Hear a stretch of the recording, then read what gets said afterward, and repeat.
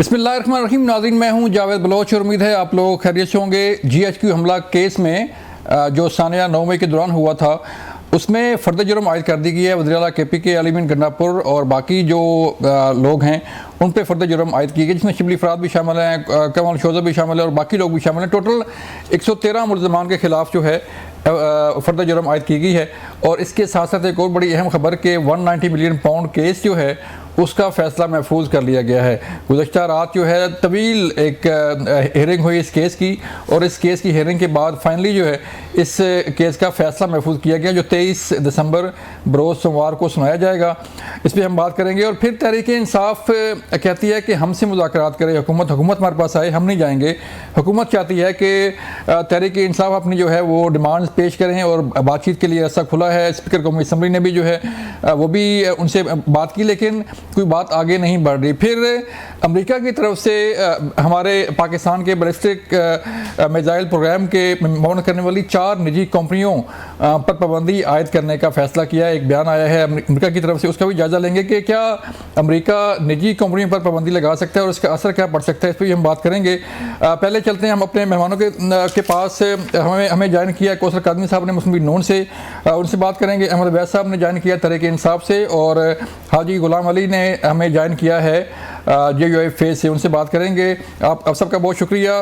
कादमी साहब, मैं आपकी तरफ आऊँगा। सर, सबसे पहले तो आज GHQ हमला केस उसमें फ़र्द जुर्म आयद हुई, और फिर दूसरा बड़ा केस जो है 190 मिलियन पाउंड केस जो है वो भी अपने मंतकी अंजाम तक पहुंच चुका है, और उसका फ़ैसला 23 दिसंबर तक सुनाया जाएगा। एक तरफ तो सर ये चल रहे हैं आपके केसेस तहरीक इंसाफ के बानी चेयरमैन के, और दूसरी तरफ तहरीक इंसाफ के साथ मुज़ाकरात की बात हो रही है, और बानी चेयरमैन ने इतवार तक की डेडलाइन दी है। कादमी साहब, अगर ये 23 दिसंबर को सज़ा होती है तो फिर तहरीक इंसाफ फिर सड़कों पर होगी और फिर एहतजाज होगा, तो मुज़ाकरात तो नहीं होंगे फिर?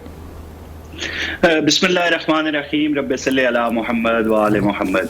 बलोच साहब, आपको हैरत नहीं होती कि एक शख्स जिसने अपनी 22 साल सियासत के अंदर सियासी इंतहा पसंदी का जो शिकार था, जिसने सियासी हरीफों के साथ बैठना आज तक कभी गवारा नहीं किया था, और हमेशा जो है वो इंतहा पसंदी का जो रवैया है, जो रवश है, वो बरकरार रखी, और अचानक मुज़ाकरात के लिए जो है वो टीमें तश्कील दे दी जाती हैं। तो इन सब के पीछे वही है जो अभी आपने अपने इब्तदाइये में कहा कि 190 मिलियन पाउंड्स पे उसका भी जो है वो बिल्कुल करीब मामला जो हैं वो आपको नजर आएंगे, और साथ जो है वो सानिया 9 मई के ज़िम्मेदारान हैं उनको सजा मिलना शुरू हो गई है। तो ऐसा क्यों हुआ है? इसकी वजह यही है कि जो इनके तहरीक इंतशार के पॉलिसी मेकर, मैं कहता हूँ जनरल रिटायर्ड फैज हमीद को, जब से वो शिकंजे में आए हैं थोड़ी सी नरमियां हमें देखने को मिली हैं जो PTI है। और साथ ही देखें, मुज़ाकरात जब होते हैं तो उसके लिए ना ब्लैकमेल किया जाता है और ना ही अजीब किस्म की शराइत रखी जाती हैं। अब जहां तक सियासी कैदियों का मामला है, जो इनका मुतालबा है, आप देख रहे हैं कि सानिया 9 मई हो या रियासत के साथ टकराव हो 26 को, इन सारी चीजों के तो साबित शुदा मामले हैं, इनमें तो किसी को कोई शक होना ही नहीं चाहिए।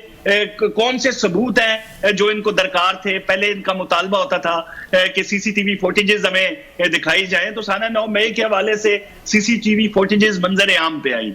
अब ये जुडिशियल कमीशन का एक जो है वो कर रहे हैं मुतालबा, अगर वो बन जाता है तो उसकी गारंटी कौन देगा कि उसकी जो फाइंडिंग सामने आएंगी वो इनको काबिल कबूल होंगी? सबसे पहले तो ये एतराज करेंगे हमेशा की तरह कि हमें जो मन मर्जी के जजेस हैं उनके ऊपर एक पैनल बनाया जाए, और वो जुडिशियल कमीशन जो है उसके साथ, तो ये संजीदा नजर नहीं आते। और मैंने कल भी बरमला इस बात का इजहार किया था कि जिनके ट्विटर अकाउंट तक जो एक्स अकाउंट्स हैं वो बाहर से हैंडल हो रहे हैं, और मरवत साहब ने कल बड़ी अच्छी बात की कि वो लोग फसाद बर्पा करना चाहते हैं, और वो पाकिस्तानी इदारों के खिलाफ ट्वीट्स करके, पोस्ट लगा के, सोशल मीडिया पे एक मुनज़्ज़म किस्म की मुहिम चला के पाकिस्तान को और पाकिस्तान के रियासती इदारों को बदनाम करना चाहते हैं। वो भगौड़े हैं।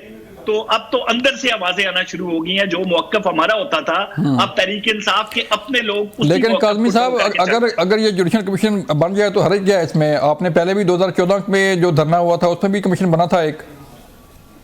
देखिए बलोच साहब, हमें कोई एतराज नहीं है, और मेरे ख्याल में अगर बन भी जाए तो एक तो साफ शफाफ चीजें जो हमें नजर आ रही हैं। हम तो जब अदालतों में जाएंगे उन अफराद को लेके जो अरेस्टेड हैं, जिनके पास अपनी शनाख्त तक नहीं है, जिन्होंने एतराफ किया है कि किस तरीके से एक सूबे से उनको ला के वफाक पे चढ़ाई की गई, तो यकीनी तौर पर जब हम उनको अदालतों में पेश करेंगे तो सबूतों के साथ पेश करेंगे और साबित करेंगे जो हमारा मौकफ होगा, जो हमारे इल्जामात तो नहीं है।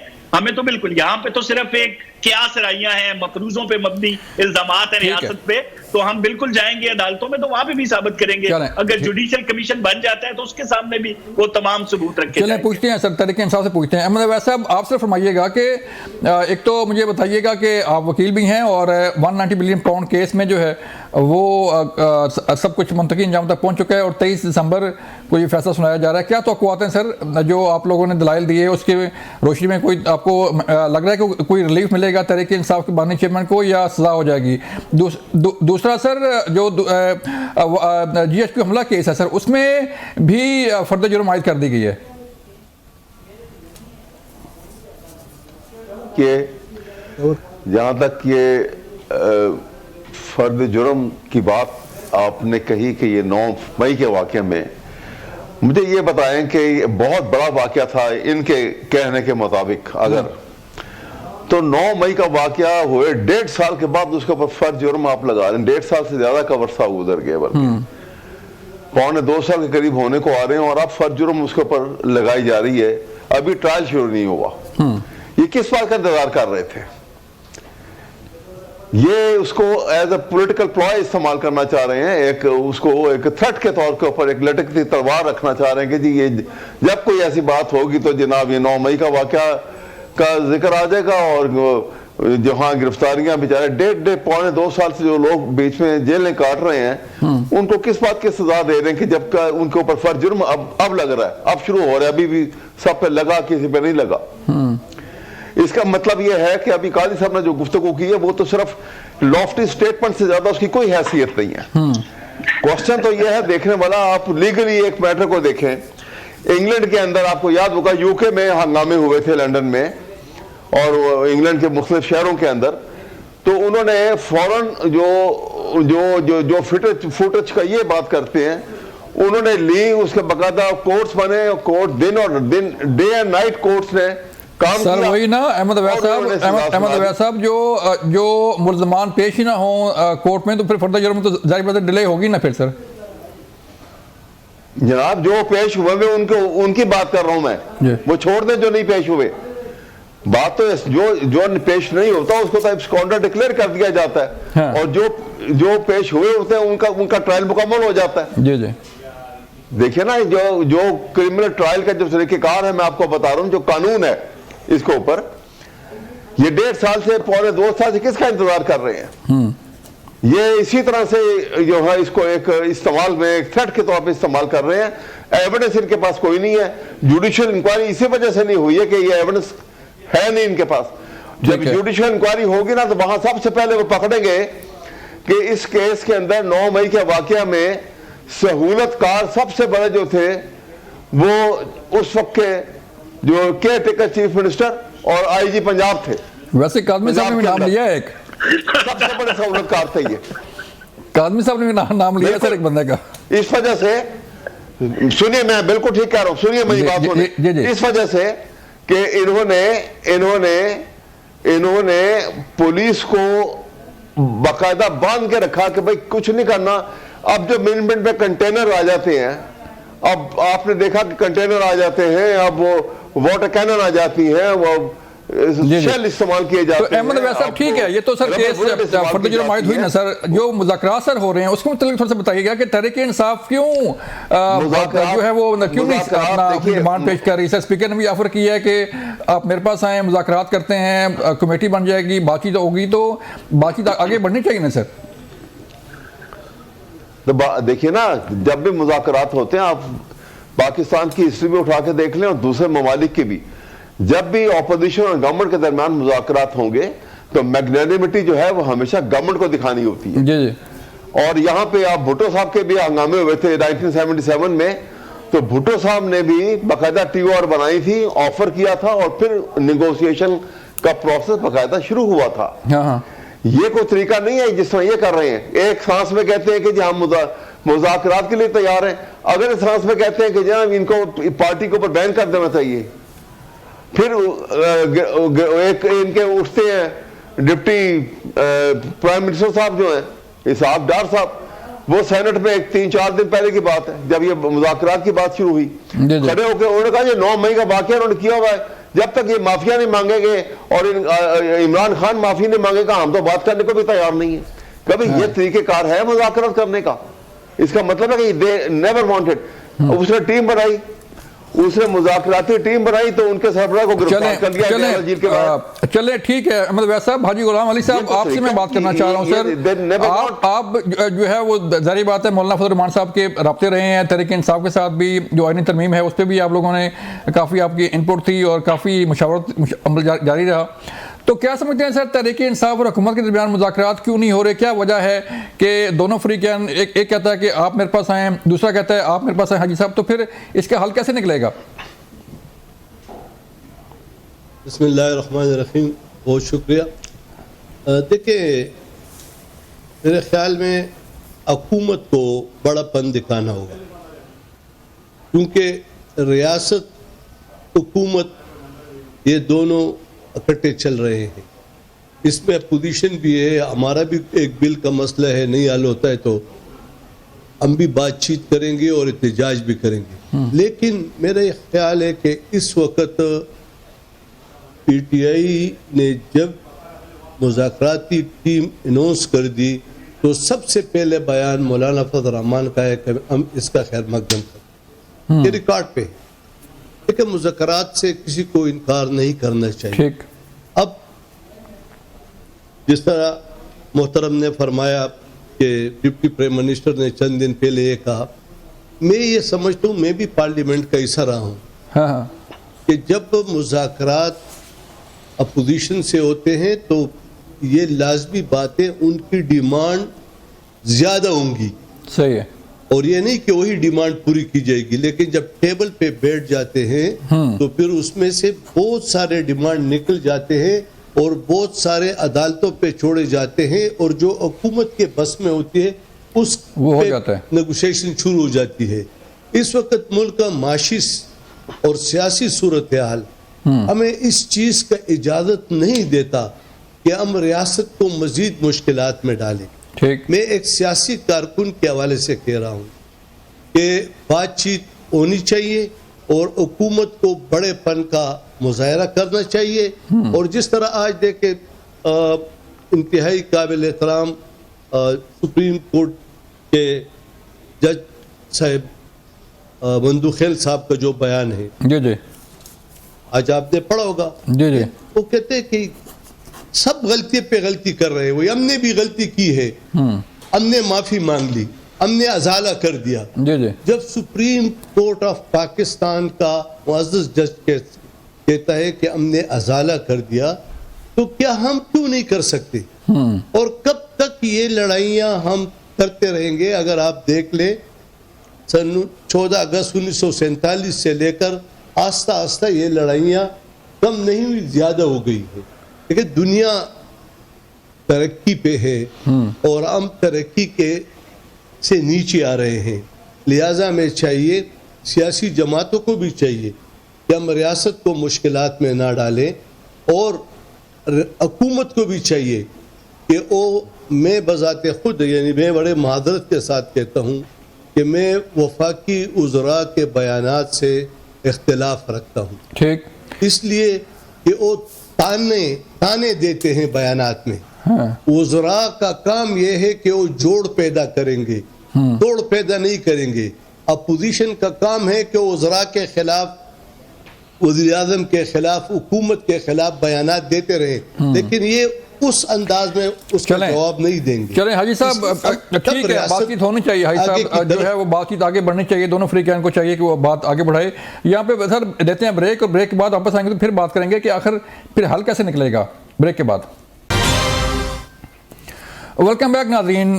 काज़मी साहब, सारा जो बोझ है वो हुकूमत पे भी आ रहा है। हर कोई कह रहा है कि हुकूमत को जो है वो इनिशिएटिव लेना चाहिए, हुकूमत को पहल करनी चाहिए।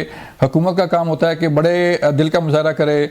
आप क्यों नहीं तहरीक इंसाफ के साथ बैठ रहे? और तहरीक, ज़ाहिर बात है पोजीशन है, पोजीशन का काम है। आज साहब कह रहे हैं कि उन्होंने तनकीद करनी है और तनकीद करते रहेंगे, लेकिन हुकूमत ने बर्दाश्त करना है और बर्दाश्त करके जो है वो सब कुछ साथ लेके चलना है। तो कोई इसका कोई वे आउट है, कोई वे फॉरवर्ड है कोई, कि कैसे इसको जो है वो दोनों फ्रीकैन बैठे और बात आगे बढ़े?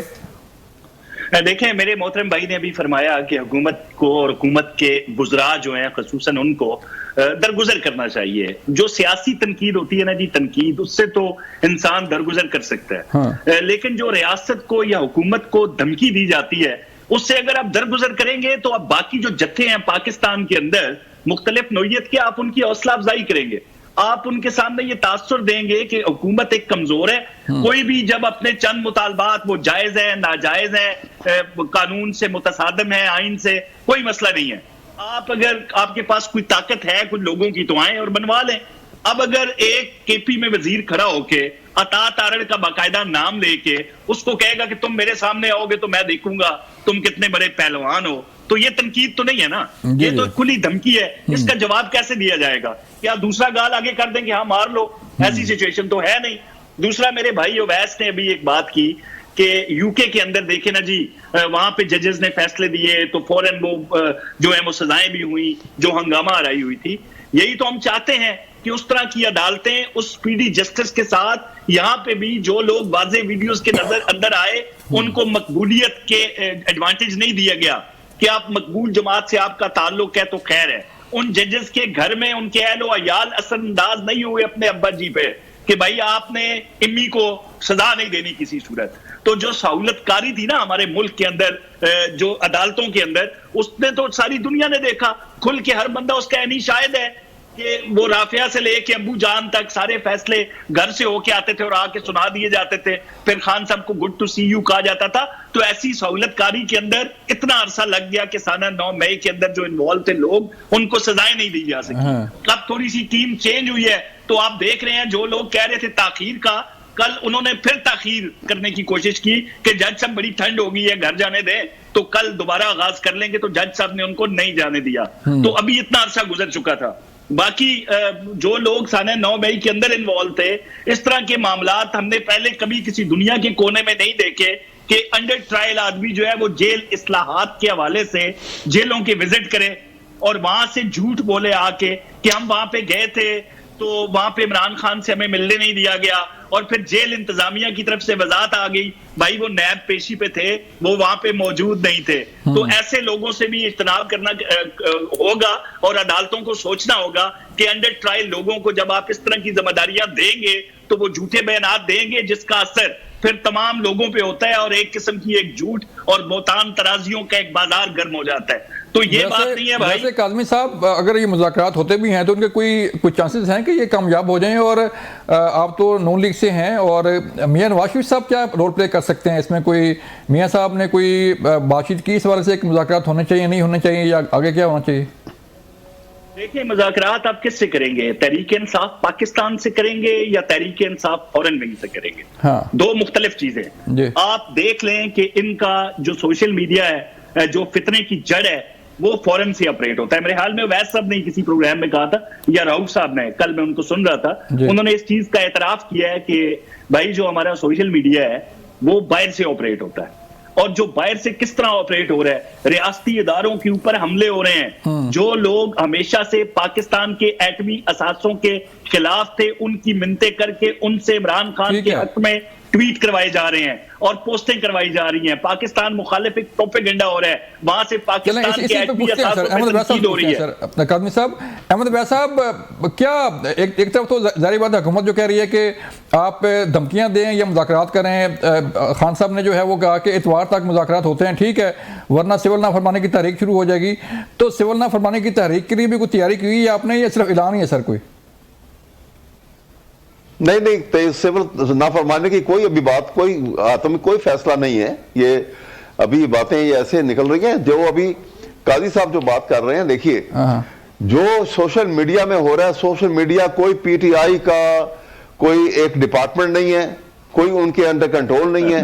ये पाकिस्तानी हैं, पाकिस्तानी देख रहे हैं कि पाकिस्तान के अंदर सारी दुनिया में जगह घसाई हो रही है पाकिस्तान के अंदर, कि एक ग्रुप जो इलेक्शन हार गया वो जाके पार्लियामेंट में बैठ गया और हुकूमत बना के बैठ गया, और वो कह रहा है कि जी हम ऐसे करेंगे और हम ऐसे करेंगे, और वो इसी वजह से 9 मई का वाकया जो है जिस तरीके से उसको एक इस्तेमाल किया गया अब तक, देखिए मैंने इसीलिए ये बात की थी कि बातें जब खत्म करनी होती है ना, वरना माजी में बैठे रहेंगे हम, इसी तरह पास्ट के अंदर बैठे रहेंगे हम। इसको खत्म करने का तरीका ये होता है कि हम रियलिस्टिक होके ऑस्ट्रिच लाइक एटीट्यूड ना करें कि हम रेत में सर दुबा लें और कह रहे हैं कुछ नहीं हुआ। हम एक खुले दिल के साथ ये मैग्नानिमिटी दिखाए हुकूमत, और उसका तरीका ये है कि ये टीओआर बनाए, टीओआर बना के ये अपनी डिमांड लेकर आएंगे, वो अपनी बात, उनके एजेंडे के अपने पॉइंट्स होंगे। जब नेगोशिएशन टेबल पे बैठते हैं तो कुछ आप ये बातें छोड़ेंगे, कुछ वो बातें छोड़ेंगे, कहीं नतीजे पे पहुंच जाएंगे। लेकिन अगर आप कहेंगे कि हम एक वन अप करके हम बात करेंगे तो फिर कभी बात नहीं होगी। देखिए ना, नुकसान किसको होगा? एक हुकूमत गलत बनी हुई है, आगे से लोग उनके साथ कोऑपरेट नहीं कर रहे हैं, पाकिस्तानी अवाम जो है नहीं सर, वो अहमद वैसा भी कहा यह जा रहा है कि जो तहरीक इंसाफ की कमेटी बनी है उसके पास मैंडेट नहीं है, वो बातचीत करे भी तो उसका फैसला नहीं होगा फिर।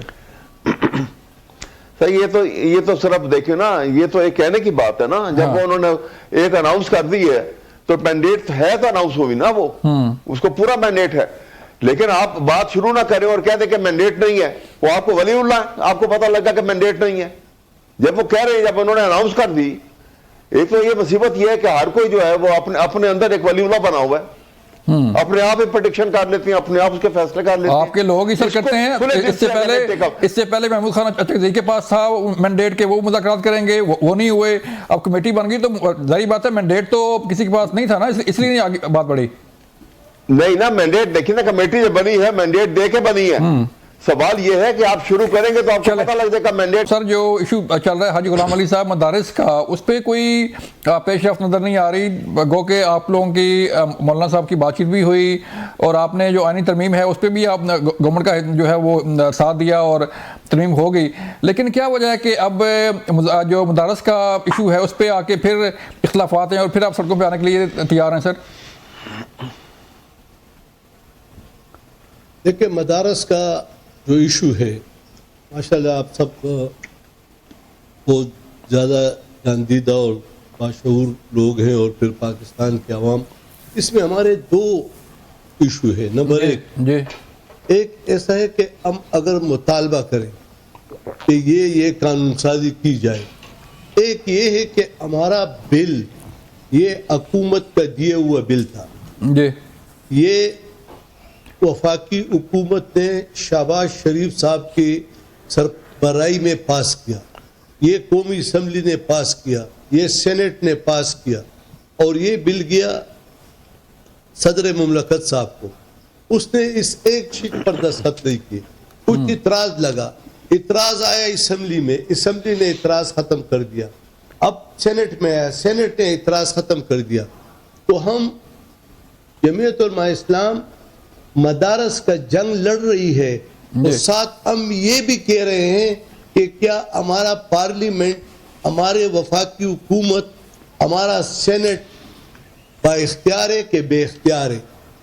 अगर हम मौलाना फजल रहमान इतने बड़े लोगों को आईन के ताबे बनाता है और कहता चला रहा है गुज़श्ता 40 सालों से कि इस वोट के जरिए निजाम को तब्दील करो, बंदूक के जरिए, गोली के जरिए नहीं, तो आज वो लोग हमें ताने दे रहे हैं कि वोट के जरिए असेंबली ने तो बिल पास कर दिया लेकिन फिर भी इम्प्लीमेंट नहीं होता।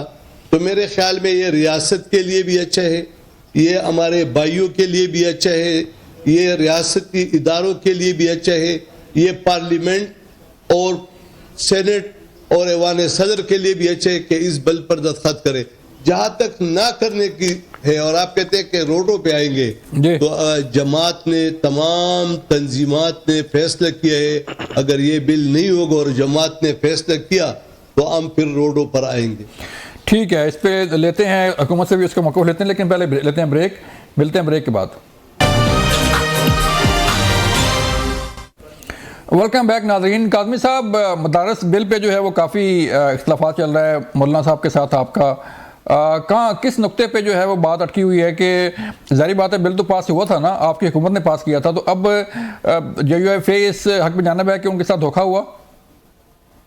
देखें जी, जिस तरीके से एतराज़ात लगाए गए और जो मौक़िफ़ दिया गया उसको मौलाना साहब ने तस्लीम नहीं किया, जो उनका एक जमहूरी हक है। और आज से पहले हमने देखा भी, अगर एहतजाज भी हुआ मौलाना साहब की तरफ से तो एहतजाज वाक़ियतन एहतजाज होता है, वो किसी किस्म का पुरतशद्दुद जत्था लेके नहीं आते। हमने देखा कि जब भी हजारों लाखों की तादाद में उन्होंने इस्लामाबाद का रुख किया तो किसी का जो निज़ाम ज़िंदगी है वो उसी तरह चलता रहा। तो अभी जो एतराज़ात हैं बलोच साहब, उस हवाले से हुकूमत जो है वो एक मफाहमती वो कमेटी भी बन चुकी है मफाहमत के लिए, और डिप्टी प्राइम मिनिस्टर भी उसको देख रहे थे वज़ीर आज़म की हिदायत पे। तो हमें बड़ी कभी उम्मीद है कि मौलाना साहब के जितने भी एतराज़ात हैं उनको दूर कर लिया जाएगा। पाकिस्तान के अंदर है क्या, क्योंकि पाकिस्तान जो है वो लातादाद मुसालिक हैं, लातादाद फ़िक़ा हैं, उनके अपने अपने अकीदे के मुताबिक जो है मामलात होते हैं। अगर कोई एतराज सदर मुमलिकत के जहन में या उनको उनके नोटिस में आया, जो उन्होंने लगा दिया कि मुस्तकबिल में जाके किसी किस्म की कोई और मसाइल पाकिस्तान में न उभरें, तो वो भी मेरे ख्याल में दूर हो जाएंगे। अलामा साहब से, मौलाना साहब से हमें कोई मसला इसलिए नहीं है कि तमाम मसालिक के साथ उनके बड़े अच्छे ताल्लुकात हैं। जितने भी मुकातिब फिक्र पाकिस्तान के अंदर हैं, मौलाना फजल रहमान के उनके साथ ताल्लुकात हैं। तो मेरे ख्याल में ये उलमाए दीन जो उलमाए हक हैं, ये आपस में बैठ के भी ये मसला हल कर लें। तो इतना बड़ा इशू है नहीं जितना बनाया जा रहा है। दूसरा, अवैध साहब ने एक और बात की, मैं अवैध साहब की बात का जवाब दूंगा। वो फरमा रहे थे जी कि ये जो हम जो है वो संजीदा नजर नहीं आते, और फिर इन्होंने ये भी कहा कि वो जो PTI का सोशल मीडिया विंग है उसका ताल्लुक नहीं है PTI से। तो बड़ी हैरत है कि क्या जो शहबाज गिल साहब बैठे हैं उनका PTI से कोई ताल्लुक नहीं है, वो जो सूरी साहब बैठे हैं उनका PTI से कोई ताल्लुक नहीं है, जो अमेरिकन स्टेट्स के अंदर PTI के मुंतखब करदा लोग बैठे हैं जो ट्विटर पे रियासती इदारों और फौज के खिलाफ हर्जा सराई करते हैं और इदारों को बदनाम करते हैं, क्या उनका PTI से कोई ताल्लुक नहीं है? या तो खुले दिल से ये ऐलान कर दें कि जो लोग भी अफवाज पाकिस्तान, रियासत पाकिस्तान के खिलाफ काम कर रहे हैं उसका तहरीक इंसाफ से कोई ताल्लुक नहीं है, फिर तो हम मानेंगे नाम लेके। दूसरा, इन्होंने कहा खान साहब ने मुज़ाकराती कमेटी बना दी, तो अब हुकूमत जो है वह करे।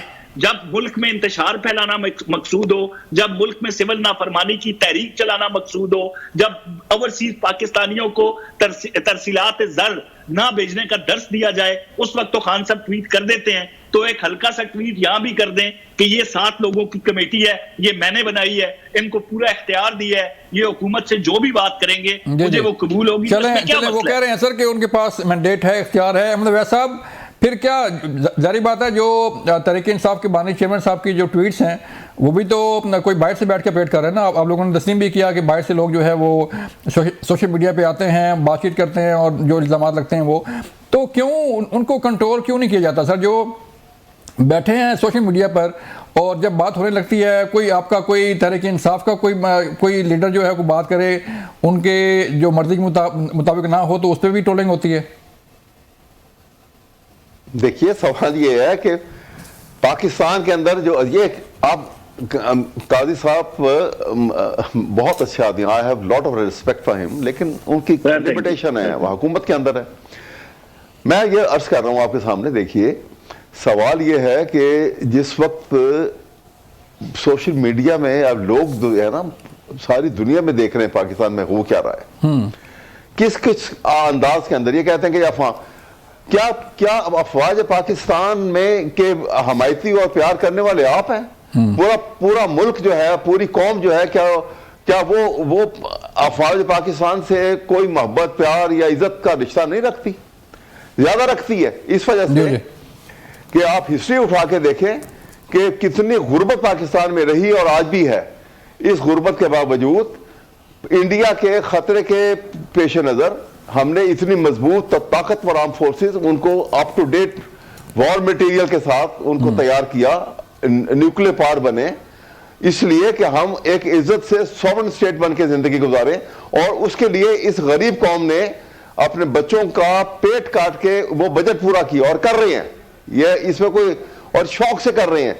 हम चाहते हैं कि वो इज्जत कायम रहे। अहमद वैद साहब एक और जो PTI सवाल पैदा होता है ना कि अगर ये मुज़ाकरात शुरू सर नहीं होते इतवार तक, अहमद वैद साहब अगर ये संडे तक मुज़ाकरात शुरू, फिर आप कर लीजिएगा। जी सर नहीं, मेरी एक बात थोड़ी सुनिए, इसका जवाब मैं दे दूं इनको। जी अब मैं सिर्फ एक दो बात का इतनी बात कर रहा हूं। अब जिसका पीडीएम की हुकूमत बनी, इन्होंने सबसे पहला काम किया, टू प्रॉन अटैक किया पाकिस्तान के ऊपर, जो लंदन के अंदर शहबाज ने और नवाज शरीफ ने जो प्लान किया था कि पाकिस्तान की इकोनॉमी डिस्ट्रॉय की और पाकिस्तान की आर्म फोर्सेस, पाकिस्तान के अवाम की नजर में उनको बदजन किया, उनकी इज्जत तकरीब में कमी कर दी। ये 9 मई का वाकया, ये इनका ऑर्केस्ट्रेटेड प्लान था।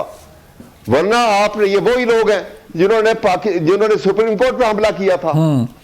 ये चले अहमद वैद साहब, आपका मौक़िफ़ आ गया सर, आगे बढ़ते हैं। आपका मौक़िफ़ आ गया। हाजी गुलाम अली साहब, नुक्ता सर क्या है? गवर्नमेंट कहती है कि जाहिर बात है मदारस का काम तालीम देना है और मदारस जो है वो एजुकेशन मिनिस्ट्री के अंडर होने चाहिए। आप लोग कहते हैं कि वजारत कामर्स जो है उसके साथ होना चाहिए। तो बात कहीं बनती नज़र नहीं आती, और जो कोई डायलॉग हो रहे हैं, कोई बातचीत आगे बढ़ रही है सर कोई? हमें उम्मीद है कि इंशाअल्लाह ताला हुकूमत जो है इसको बारीकबीनी से देखेगी और ये मसला हल करेगा। इसलिए कि आप खुद भी इस बात के गवाह होंगे कि पाकिस्तान में एक बहुत बड़ा नेटवर्क जो है मदारस का है, और मदारस को हुकूमत के साथ रजिस्टर होना चाहिए। वो कहते हैं एजुकेशन के साथ या कॉमर्स के साथ, इसमें कोई फर्क नहीं। लेकिन अगर हम एक बहुत बड़े एजुकेशन सिस्टम को तस्लीम नहीं करेंगे और फिर ये रियासत भी इस्लाम और इस्लामी जमहूरिया के नाम से जाना जाता है, तो अच्छी बात नहीं होगी। हम उम्मीद करते हैं कि इंशाअल्लाह ताला मौजूदा हुकूमत ये मुश्किल फैसला नहीं करेंगे और रियासत को मजीद मुश्किलात में नहीं डालेंगे। यहाँ तक बात आई है, मैं अभी भी दो मेरी ज़ाती तजवीज़ है। नंबर एक ये कि हुकूमत के साथ हमारे सियासी जमातों के अकाबिरीन भी मिलकर इसमें रोल अदा करे कि बातचीत का आगाज़ हो, ताकि हमारे मुल्क से जो माशी और सियासी अदम इस्तेकाम है इसका खात्मा हो।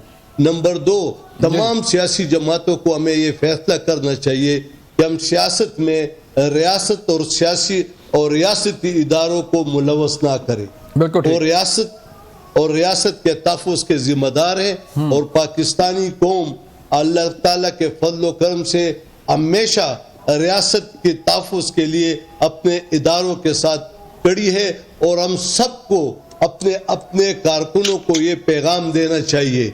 तो ये मेरी तजवीज़ है। बिल्कुल, बहुत शुक्रिया हाजी साहब, आपकी तजवीज़ आ गई, बिल्कुल ठीक है। हाजी साहब आपका शुक्रिया, खादिम साहब आपका शुक्रिया, अहमद वैद साहब आपका शुक्रिया। नाज़रीन, ये था आज का प्रोग्राम। बात वही है कि सियासत अपनी जगह, लेकिन रियासत जो है वो अपनी जगह, रियासत पे जो है वो कोई कंप्रोमाइज़ नहीं होना चाहिए। अपना ख्याल रखिएगा। अल्लाह हाफ़िज़।